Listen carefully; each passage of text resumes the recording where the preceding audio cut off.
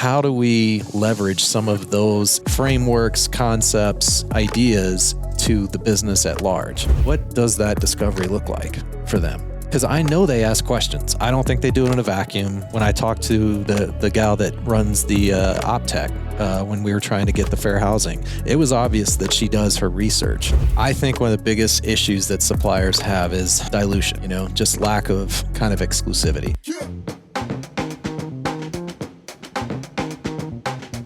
Okay, welcome to the Digital Dudes podcast. I'm David. I'm Reid. Reid, I was just going through. Today, this episode is our Retcon recap. It's our first time. And we recorded, thanks to Trevor, our VP of marketing. He scheduled like 14 recordings there, as you know, because we're about to go. We did them last week, and now we're going to go rapid fire, do the intros. But as I was quickly just naming each episode, it sounded like I was tongue-tied half the time with hello, so-and-so, introduce yourself. And it just seemed like I had eaten something I was allergic to, because I was getting the impression my tongue was twice the size and I was just fumbling through it. So that brings me to my point as I stumbled over Digital Dudes. Do you have any food allergies yet? Have you developed any? Not that I'm aware of. Okay, because I am suspecting it's the saddest food allergy I can imagine for myself. Salt. Very close. MSG. Pepper. MSG.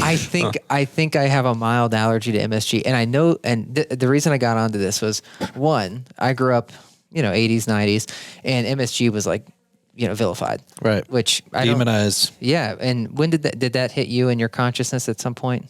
No, but Miranda and I, because obviously we're 10 years ahead of you with our kids, even further than that, we were pretty focused or concerned on MSG. Okay. With our kids. Uh-huh. So are you I don't think about it. No, I don't think about it at all anymore. I'm just eat whatever you want. MSG be damned. Yeah. Well, I did a bunch of research on it, and I was it was, as you said, demonized. It doesn't seem the best. It's like a derivative of seaweed. It's okay, so I eat seaweed. What's the problem? Anyways, Slank, who was on client services, now on paid media, he was talking to me on one of our bike rides. He was like, oh, it's amazing. You should add it to soups. So he got me some, he got me onto it, and I was using it. I was like, oh my gosh, your soup really does blossom once you throw some MSG in there. And then flavor profiles blossom. I'm going to start to go. I've never heard this about MSG. They say it gives it an umami flavor, which, you were with me when we had that sushi chef, and they're like, what should I do? And I'm like, add salt. That's about my... Yeah. So normally I find myself adding lots of salt to my things because as you said, I'm a very savory person. But then MSG came along, and I could add 30% of the normal salt because of whatever it does. I don't need to salt it nearly as much. But for the last year or so, Nicole knows this, I've been, every once in a while, my tongue just blows up. And now I think I've tracked it down to MSG. So it'll be at certain restaurants, but it's not always. It's just sometimes it blows up with the exact same dish, and sometimes it doesn't. But I think I've whittled it down to where I think it's just my beloved MSG. Well, yeah, I guess this is a tough day for you then. If you come to that realization, your soup is going to go back to, the boring flavor profiles that. Yeah, it's not going to stop me from eating whatever I feel like eating, because it goes away in a few minutes. Some things are worth your tongue blowing up for, and that's right. Maybe a good soup is one of them. So if I had a shellfish allergy, I think I'd still be, down in shrimp. Unless you look like Will Smith from Hitch. That's if you know the reference. Yeah. Wow. That kind of shellfish reaction, you need to stay away from. Yeah. Well, I did not have an allergy to Retcon. Yeah. Beautiful. Not bad. I didn't either, but I think I formed an analogy to AI in session naming. Yeah. So let's hear it. It's just that I got worn out. I feel like 80% of the sessions had AI in it. And I think we made this joke or that observation a few years ago. And so I guess I wrongly assumed that we would move past that, or, get more to the crux of what they're talking about. Because it felt like such a marketing ploy a few years ago. Even as I'm saying this out loud, I can't believe that we still don't seem really that much past that. But I appreciated in this conference that they actually had a couple of sessions, which one of them was, from what I could tell, one of the best attended sessions, which was basically how do we demystify AI? So when you really deconstruct it and look at it, what are the applications and value that it's really bringing to multifamily? And you obviously a few casts ago did the fish fraud, just kind of taking a shot at AI. Like, how important is it if it doesn't even really generate better results? Is it okay if you're just using like spreadsheets in the background, that kind of stuff? So I'm at the point where the MSG, I don't know if my tongue's going to swell up, but I am allergic now to seeing AI in a topic session at real estate conferences. How would you compare that reaction to your prior reactions against like the blockchain, mobile first, any of these other prior waves that have come along?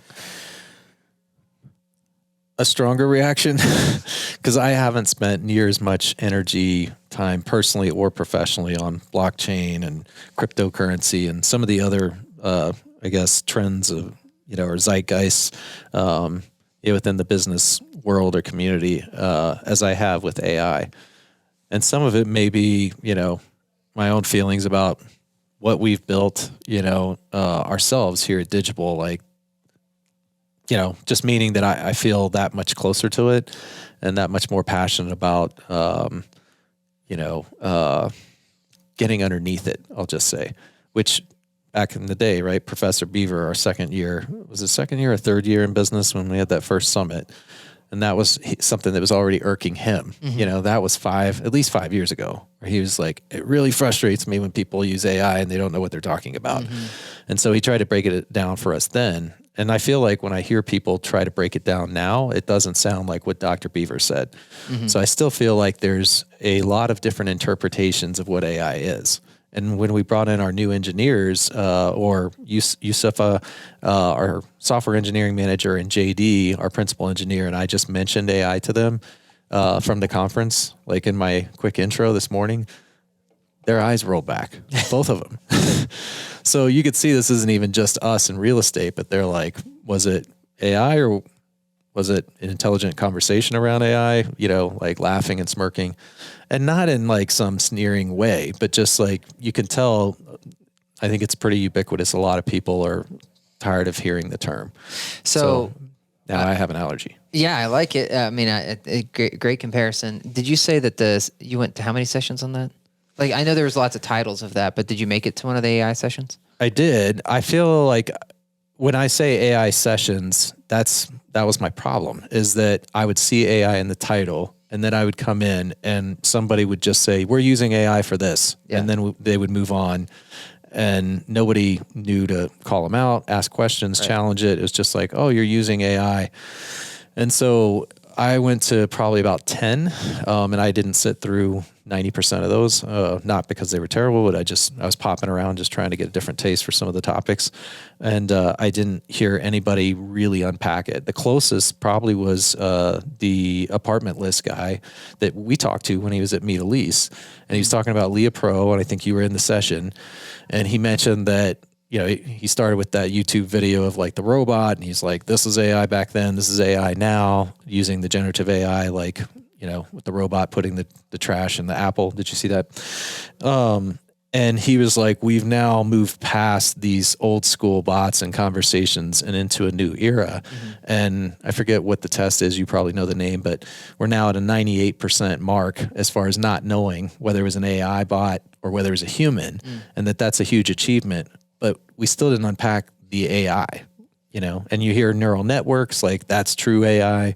Is like, how did you break through this glass ceiling? Mm-hmm. What is the glass ceiling? Like what is different other than you're plugged into ChatGPT? Because he was open about the fact that they built their Leah Pro on top of that. And so I hope I'm not disclosing anything that I can or shouldn't be, because, He said it in public. He did, exactly. But it was like, and I think that came later with our guests from Apartment List, is that we don't buy everything. Mm-hmm. Like we don't build everything. Mm-hmm. So that's that's still something I'd love to understand better. Like what has changed other than ChatGPT. But I feel like what definitely happened as an outcome of OpenAI is that they have just shot another injection of like AI labeled topics and contents or content into, the conference circuits. Yeah. It makes me wonder, I'm trying to figure out how much I go down this road, but I remember you and Trevor did a session with Anthony from Brinson Group, and you guys were talking a little bit about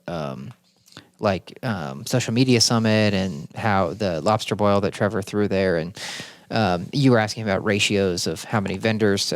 So I'm more wondering, like, it's an interesting topic to me of like what are good expectations, meaning what should be the right expectations. Because where I'm conflicted on this is you and I are now signed up for a agency financial course like later this year, right?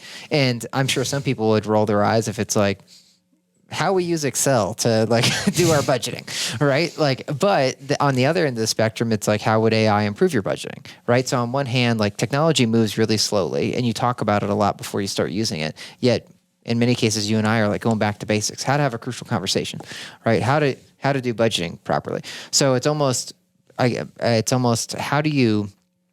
should you form a conference, I guess, and what's the goal of the conference? So should it be more educational, where you almost have these tracks like 101, 201, 301, or should it be more of fireside chats where it's like someone is sharing, how they're leveraging AI or what it may do?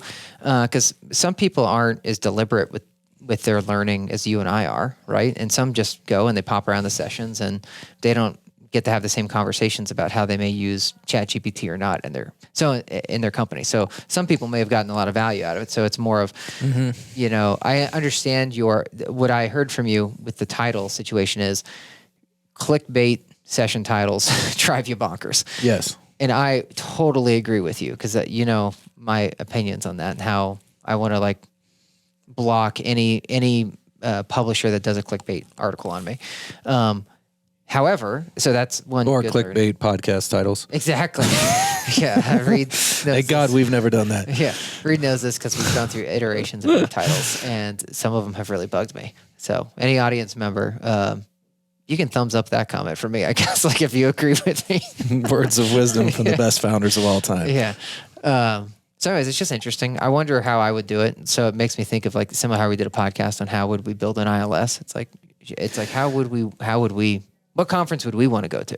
Yeah, well, I'll try not to, take too big of a detour, but I know for this recap, we probably don't mind, or hopefully our listeners don't. Our head of product, Alex Toppler, turned me on to Marty Keegan, who you already read at least one of his books. I had not read him before. And boy, am I glad that I did. So I read Transform, not Transpired. My weird combination of inspired and transformed. But anyways, his latest book, he really outlines this product model beautifully. And what I try to get, and I think you do too, for me, it's very intentional. When I am offered or referred books that are out of my lane, like, so maybe it's engineering, maybe it's product, maybe it's operations, whatever, like all these things I'm not, the expert in.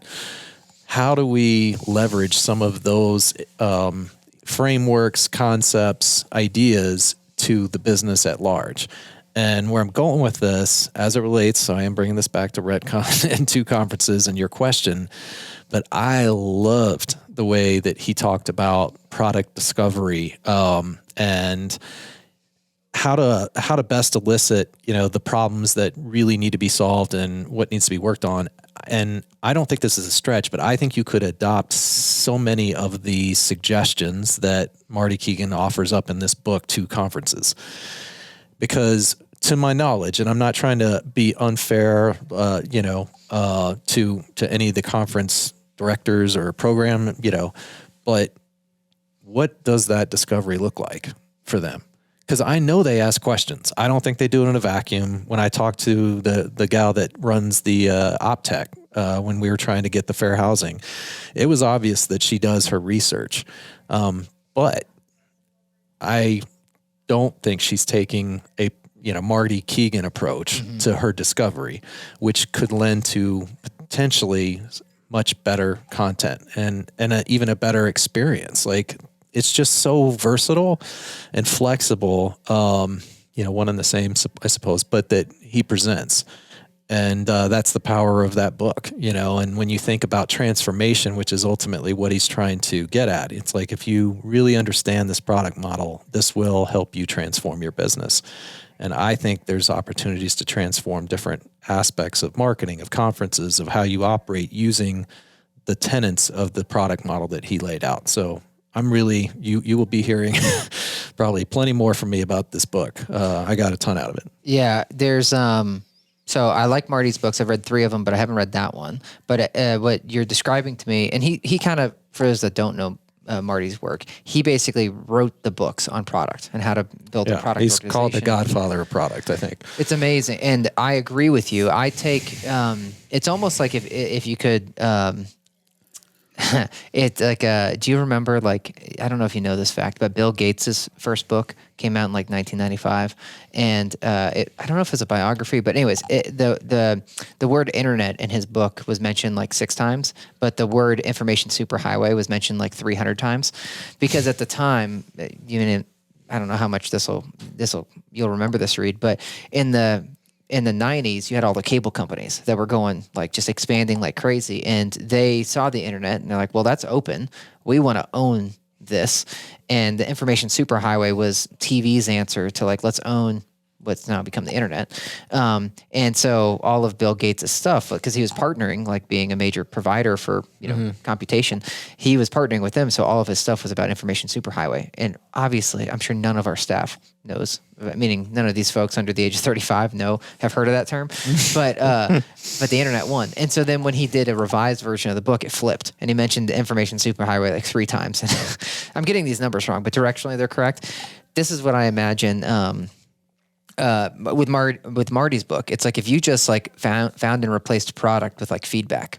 Basically, his system is phenomenal at how just to get feedback from people and how to build something that other people want, which is product. But I think most people think of product like it's a piece of software, for at least in our space, versus is it our employee experience? Is it like the way we handle HR? It's like all of these things to me after reading Marty's stuff. I was like, these are all products. That's how I came to that epiphany. And so I think any company could, benefit from reading his work, just like you're describing. And then how do you take that approach, this discovery approach throughout? So similar to conferences. And it's hard though, when you get to conferences, because we go to these conferences and I can't remember a conference that I wasn't at where I wasn't in this space where I wasn't thinking, wow, look at all these people they got here. And then I do the quick math in my head. I'm like, they did pretty well on this conference financially. So when they're doing that well, it's hard to say, why put in more effort? And I'm not saying, I know they work hard, right? Like the different conference people, they definitely work hard, but you're already successful without having to interview all these folks and do the Marty thing. So that's why well, you and I have had that. Torn. I wouldn't call it a debate, but we've hit this intersection a couple times, both with digital and then when you've talked about some other industries or companies, is why spend the extra energy or effort if you're already doing well, so I'm going to use the Bob Iger principle, for that. And then I'm blanking. My God, I just read this book because you turned me on to it, The Lazy CEO, but about the moat, and a little bit of Jim Collins. I mean, there's so many stories of like people becoming complacent, fat and happy. It's like, we didn't think anything was ever going to change. We were doing so well. How did this happen? So that's the Polaroid. I mean, there's countless examples of people getting complacent. So that's one reason. But the Bob Iger one that I reference more and I really appreciate, is that when they acquired Pixar, he realized that they not necessarily were complacent, but they, rightfully were feeling really good about themselves. And that if he had not, and he wasn't trying to take too much credit, but spent time scrutinizing and wondering where they could even do better, that, I forget which movie it was, but because I feel like he referenced a specific movie that kind of came out of the heels of that aha moment, when Disney took them over, is that, no, you should keep pushing yourself. You shouldn't be satisfied. I'm not saying that there's not a point where there's diminishing returns, where it's like, we could do product discovery until the cows come home. And at some point it doesn't make sense. So that's what you got to figure out. Like, with content, with product, when do you start seeing diminishing returns? But just to wrap up my Marty Keegan, crusade here, do you think that the attendees have been asked about more from a problem standpoint? Because that's one of the big takeaways is he was like, forget features, forget your ideas, your observations. You have to focus more when you're doing discovery around what problems need to be solved. And then you measure success based on, he said, time to money, not time to market. He's like, so many product teams are consumed with time to market. Yeah. So if you were running a conference, bringing it once again back to Retcon and to all these conferences, that would be super interesting if they were to interview you and I. You guys were attendees, you're vendors, so probably a little bit different discovery with the suppliers than the actual attendees. But if you asked us more in a problem kind of framing, it would be a very different answer for you and I than if you were just like, hey, what'd you think of the conference? Yeah. I think. And then how would you evaluate? Would it be time to money? Would it be time to engagement, time to number of attendees? But that's what I would love to see happen, I guess. That would be really building on the Marty Keegan product model. Totally. And I feel there's another book called The Mom Test. I was wondering if you were going to mention that. Okay. In a good way. Because Yeah. I know you said I still haven't read that one. And I think it lines up really well with Marty's work. I think it just helps give you the product interviewing for dummies approach, on how to conduct an interview. And it would say exactly what you said. You would kind of go in, trying to answer a question that you have, but allowing them some space for open-ended questions versus don't you like my cookbook? You don't want to lead in that way, but it's still, asking them more of why are you here? What problem are you solving? And then it's for vendors, it might be revenue, right? In this case, for us, it was getting great interviews, which was awesome. There's so many great heavy hitters here that we could get on recordings, which as we'll release these episodes. Do you know what my answer would be to that as far as biggest issue from suppliers' perspective? I think it would depend on your frame of mind when they caught you. Because I've many times, I know I've heard you press some of these folks and say how do I justify my ROI? But what would be your answer? Well, it comes off of the right before we jumped on this podcast, but my comment to Trevor about the lobster boil. Okay.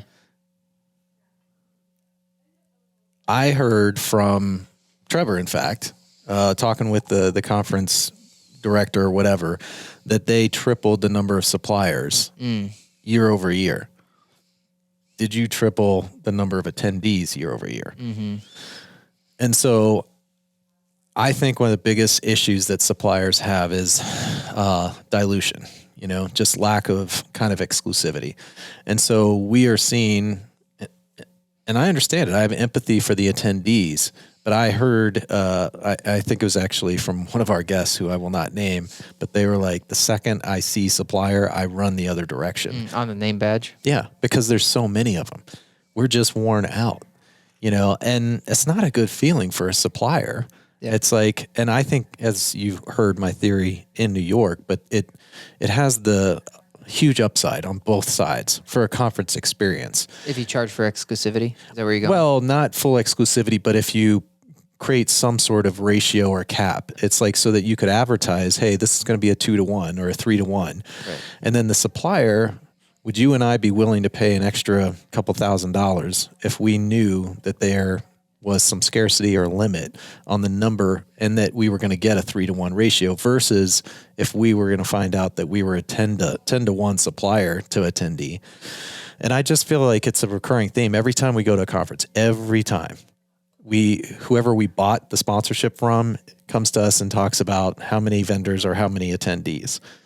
And so it's a problem. Back to Marty Keegan, it's what are some of the bigger problems? It's it's the ratio. Everybody is frustrated by that. So how do we solve that? And if we could, what would be the impact? Both from experience, but from monetization, from quality of content, whatever. And I don't know if, it would be all, big wins per se, but that wouldn't have been my answer to your point, depending on my mood and when you asked me. But right now, that's like trending for me. Yeah, it's like Reid's going to a dating website, right? And it's like he wants the one that's like, we have 5 women to every male on the platform. Yeah. Right. Yeah. That's your appetite right now. But later you might be like, farmers only. Yeah. That's Yeah. Different mood. Something to that effect. But I think that if you're a sales team, because I've obviously led many sales teams, you have no reason not to. I mean, what if they triple it again next year at Retcon? I mean, is there ever a point where you put a cap on it? It's like, this is getting borderline absurd because you have such a good sales team. You have this great pitch. And now guess what? You went from 1-to-1 vendor to attendee or owner, whatever, to 10-to-1. Mm-hmm. That's a nightmare. I think that's a terrible, terrible experience. And you won't be playing the long game if you're running that conference, because you will be so excited by all the money and sponsors you bring in that you're not going to see those attendees come back. Right. Or you hope it's a short memory. Right. Yeah. Like you do it once a year. So it's like, well, is there a new crop you can farm next year or not?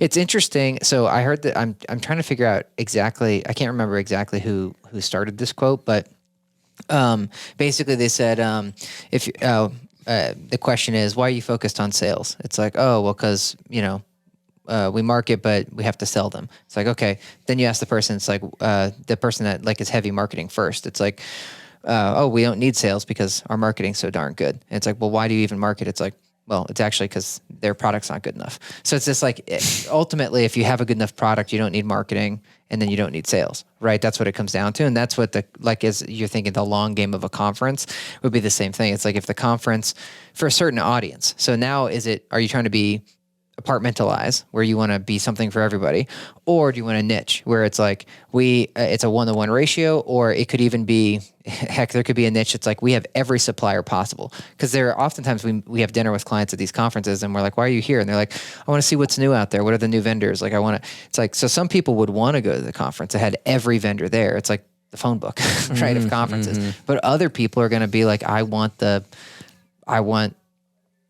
well, actually, I don't know. I wonder if the attendees would want that too. Like in some ways, they don't want to be sharked, right? As you're saying, they don't want to be fed on. But in other ways, it seems as if there was only one CRM company that they'd also have an issue. They'd be like, I want to see what the other one has to offer if I'm looking for a CRM. Mm-hmm. So I think back to what problem are you solving for? Like, what problem are you solving for? And then, sorry, to just finish on bringing back the thread you said earlier about when I was saying why put in the effort. There was this other thing, since you brought up product and marketing, Keegan, but there's this other thing where it's there's a difference between if you are building a business, which is the assumption I'm making when I'm saying why is it worth the effort. It's like, what's the ROI of someone's time, versus if there's this thing that it doesn't really matter how much money it would make you. You're like, this must exist and it must be done this way. And then you're like, I don't know if that's quite the missionary side of things, but it's less about building a business. It's just like, I need this solution to exist in the world. Mm-hmm. And you and I know at this point, by meeting enough business owners, a lot of people get into something for that reason. But then at some point they're like, they lose interest in it and it becomes more about the financials. Yeah. Either turns to a nonprofit or it becomes bankrupt. Yeah. Yeah. Meaning if it's something that was really that self-serving, like, I don't care whether anybody agrees with me or buys this or not, I have to see this solution come to market. Because I have seen that and I admire that to a degree, but then there is a reckoning, right? It's like either you're going to start making money on that or you're going to just do it for, it's a hobby, a good cause. It's like a hobby versus a business, right? Like whatever kind of paint tool or whatever must exist, but it's not a business. Yeah. Right? It's like a Shark Tank where they say, this is a hobby, not a business. Yeah. Yeah. Well,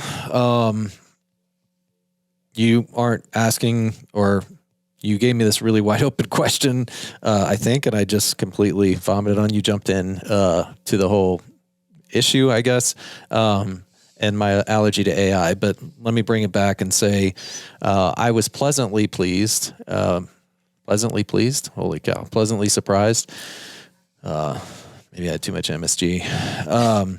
With how friendly everybody was. So perhaps I came in with a little bit of bias or assumption on a New York real estate conference in Marquis Marriott, with some, just very established players in the industry. Is that there might be kind of the looking down on either vendors or sizing us up, not as willing or quick to stir up a conversation. And I found just the opposite. So the first day that I came in, you and Nicole looked nice and kind of not dressed up, but you weren't in your digital gear. You wore that the next day for the podcast.